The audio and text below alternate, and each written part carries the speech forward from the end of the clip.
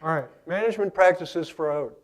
And we can talk more about this in detail, but I just lay out all my cards on the table so you see what we do. We're following soybean, and we'll disc or field cultivate it to work up a seed bed for oats. I'm a very strong believer that it is important to cultipact ground before you plant. If it's too dry and it gets fluffy, you don't have good depth control when you put the seed in the ground for the oats or corn. So after this ground has been cultivated, it's cultipact.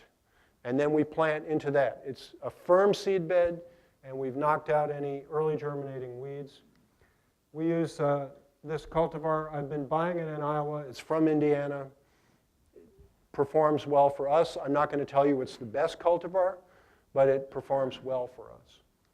We sow it with a drill in 7.5-inch rows. We plant it at 80 pounds an acre, which is about, I think, 2.5 bushels. We plant it with red clover at 12 pounds an acre or with alfalfa at 15 pounds an acre. We have a grass clover box on the back of the drill. It puts the seed down in the same drill row that the oat seed goes down in. A little bit higher, closer to the soil surface than the oat seed.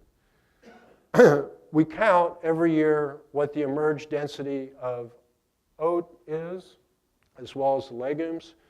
We get an average of 22 seedlings of oats per square foot, and that's been very consistent year to year.